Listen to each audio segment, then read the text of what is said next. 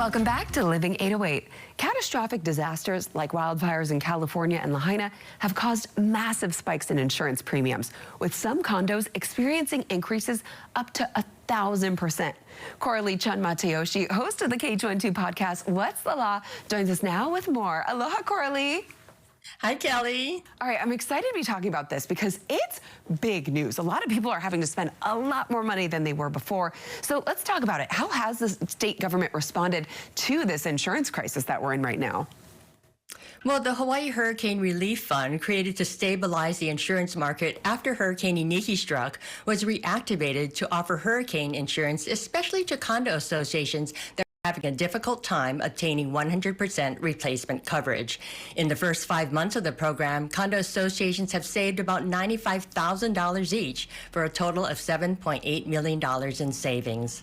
Wow, okay, and I mean, that is, I think, a big help. But in addition to providing alternative insurance from the state legislature also created a condo loan program, right? So why did they do that?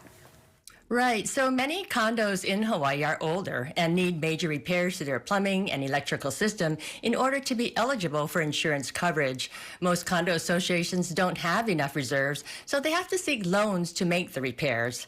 But it's a catch-22 because lenders won't make loans unless condos already have old insurance coverage. They just don't want to take the risk. So the legislature created a loan program to help condos make major repairs and safety upgrades so that they can get full replacement coverage and hopefully lower their insurance premiums. Yes, of course. The lower premiums is, I think, what everyone's hoping for. And so for that, what are the requirements for condo associations to apply for that loan program? Well, you can only apply if you are not able to obtain financing from other sources. Applicants must provide at least one adverse action or denial letter from a lender denying credit or your loan request.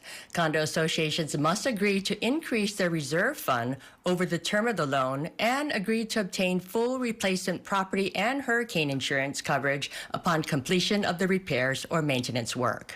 Okay, and what do you think AOAOs should be doing while they wait for the governor to approve the administrative rules? Well, they should apply for a loan from a financial institution, and if you're denied, get an adverse action letter. Reach out to your insurance agents to determine which retrofits are necessary to get insurance, and submit the agent's recommendation along with your loan packet. Funds are limited, only $20 million is available, and shovel-ready projects will be prioritized. So start now. Perfect. And that is what you're going to be breaking down, everything that people should be doing, and also information on, what's going on in terms of how government is helping out. That's the theme of this upcoming podcast, or the subject. What other podcasts can we look forward to coming up? What landlords and tenants need to know, and why the Maui doctor was found guilty of attempted manslaughter. All that and more on KHON2.com. What's the Law? Awesome. Thanks so much, Coralie, for joining us. And of course, we'll have all the details on our website, KHON2.com. So much more when Living 808 returns. Stay with us.